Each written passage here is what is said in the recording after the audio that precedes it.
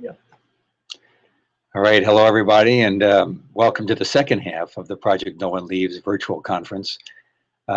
It's my task to make a few comments that link some of the analysis of what we've just been doing to what we want to do next, and look at some strategy and tactics that might be involved in that. So this is kind of a personal statement a little bit, and I just like to, this movement that we've helped to build, and that this is the fifth Project No One Leaves conference, and that's kind of a sign of it. This movement that we've helped to build has spread all over the country, and it would be important, I think, to look at a couple different aspects of it. City Life started organizing against the foreclosure crisis 8 years ago now, and we started organizing against it when we noticed that Deutsche Bank was the biggest evictor in housing court. And we opened up a new front against the banks by fighting after foreclosure to get people's homes back, using our history of our understanding of how to do eviction defense to do it. And many groups all across the country did the same thing during those 8 years. And there were an incredible array of militant and creative tactics, from eviction blockades where people got arrested to keep people in their homes. We did 40 of those just in Boston, the Boston area alone. All kinds of colorful marches, from an underwater homeowners march with sea creatures to the 3,000 people who marched on Bank of America in Boston in 2011. All kinds of building occupations of vacant buildings, occupations of the lawns of folks who are still in their homes that we were trying to defend, where we didn't have notice of move-out notices in some cities where they don't have that legal right, so people would just occupy lawns. Arrests at bank offices and courthouses, and many, many vigils of all kinds. But these a vast array of militant tactics, and even some non-militant tactics like lobbying and going to hearings and sitting down with legislators, all these were part of an understanding of how to make a radical, popular, strategic demand of principal reduction, and understanding in particular of how principal reduction fit into a radical analysis of where the bubble came from. That bubbles were an inevitable byproduct of capitalism these days, an inevitable byproduct of growing gap in wealth and income. Whenever you have that, you have these bubbles that are deliberately created because there's no demand now without debt. And so in order to stimulate demand, instead of distributing income and wealth more equally, they turn to debt, and we get saddled with it. So that understanding led to this radical popular demand of principal reduction, allowed us to build our movement off of it. But also that married with a kind of radical base building approach of not only having a radical demand, but building formations among those who are directly affected by the crisis.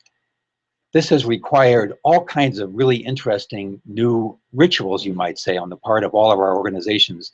Rituals designed to overcome shame and isolation, rituals designed to say, leave your shame at the door, we'll fight with you, all kinds of things that we could describe from the City Life meetings, but are also present in all kinds of other meetings that have been very important in terms of marrying this radical analysis and militant tactics to a base building approach. And certainly in addition to that, a tremendous effort at leadership development. I know the last time I was out to visit Seattle, to visit SAFE folks in Seattle, who had developed their practical organizing enough that people were thinking of starting a new chapter in Tacoma. They discussed that budding off of SAFE in Tacoma by having a radical organizing conference. So that development of leadership and development of collective process has been a key part of everything that we've done.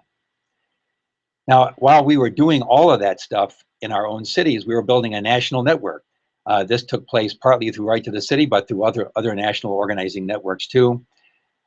Conferences like this one, all kinds of peer exchanges and visits, and even efforts on a regional scale to develop cooperation. Certainly this went quite far in New England as we developed New Road, New England Workers and Residents Organizing Against Displacement.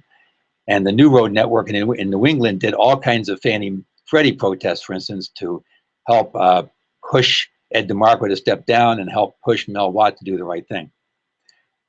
So that's all stuff that we've worked on together.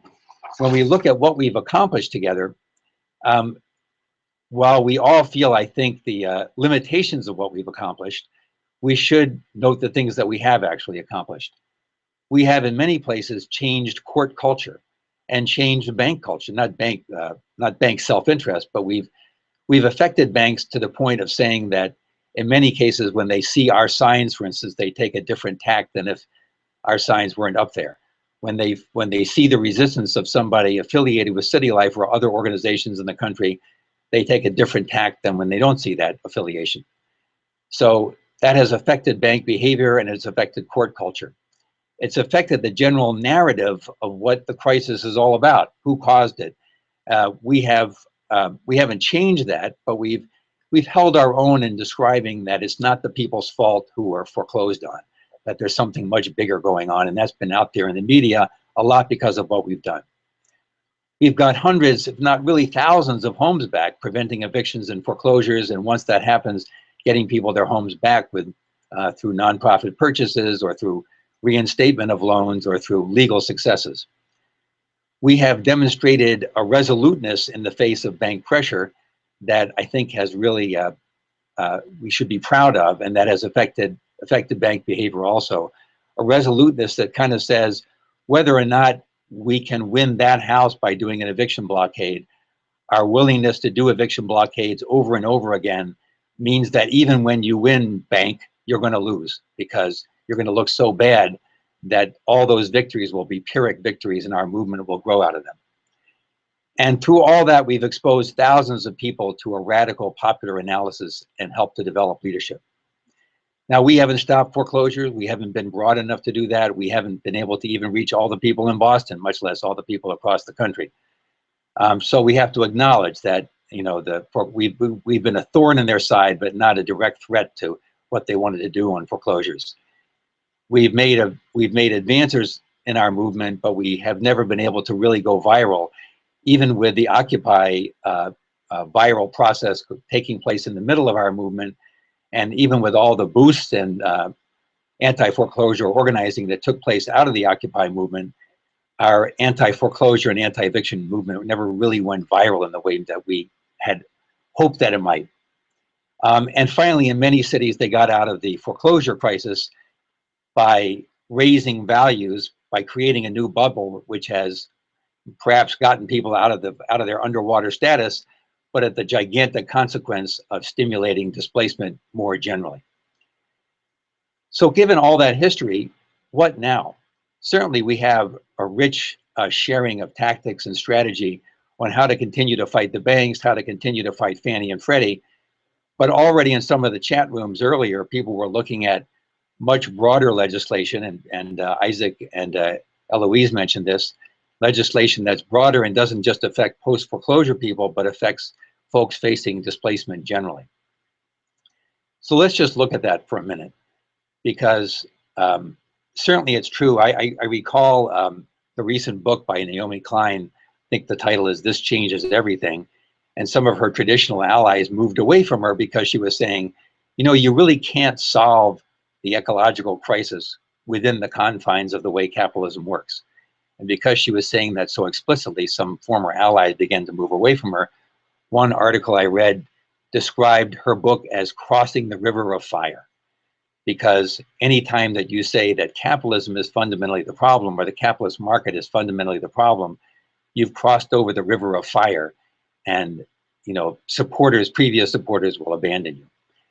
Unfortunately, I think we're at the point in fighting this displacement crisis, which affects so many cities, that we need to more fully cross over the river of fire.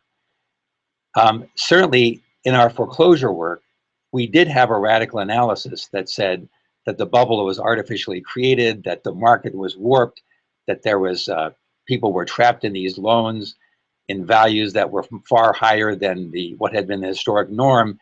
And when that bubble burst, people had the right to demand principal reduction. We were really emphasizing the fact that people had the right to get their homes back at real market value. But now we're seeing that the real market values are in many cities going up and up and up, and that demand doesn't work anymore. We need a more fundamental critique of how the market works. And in order to do general anti-displacement organizing, tenant organizing against displacement, whether former homeowners who are now tenants facing the bank, or tenants in buildings that never had anything to do with foreclosure. In order to protect those people and organize them, We need a more explicit critique of how the capitalist real estate market works. And that critique will lead us to using some of the same tactics such as eviction blockades and public pressure and the sword and the shield approach that we've used in the past. But if we don't have that explicit critique, that clear understanding of what we're up against, we'll face the feeling in our ranks that we have to back off of our criticisms in order to be more realistic. But unfortunately, in this period, being more realistic won't do anything to stop the problem. So I would mention one other thing, because a lot of what we arrive at, both in the fight against foreclosure and in the fight against displacement generally, is to create buildings that are outside the forces of the market, to decommodify housing, or to build housing that's decommodified in the first place. Housing that's not subject to the ebbs and flows of the market, housing that's not bought and sold for profit. Because most of what our people are experiencing in terms of rent increase demands are rent increase demands that don't come from water and sewer bills of the landlord going up. They come from demands for increased profit in the speculative market. They come from the fact that housing is treated as a commodity. And when we think of how to decommodify housing, we think of land trusts and nonprofit ownership, all of which is really good stuff. But for those things to operate on a scale sufficient to address the problem, we really need to build a strong movement. And that movement is going to be dependent on eviction defense. It's going to be dependent on people who are facing eviction at the hands of speculators and corporate landlords and banks, that those people are prepared to resist right out to the point of an eviction blockade if necessary. If we can't develop that resistance, then all of our decommodification efforts will be on the margins. We can develop that resistance, and that resistance is demanding as a centerpiece that their buildings be purchased by nonprofits, then we can link building a movement to the demand to decommodify housing. So if we continue with that in our local efforts, in our regional efforts, in our national efforts, I can't help but be optimistic about our prospects for the next couple of years. Thank you so much.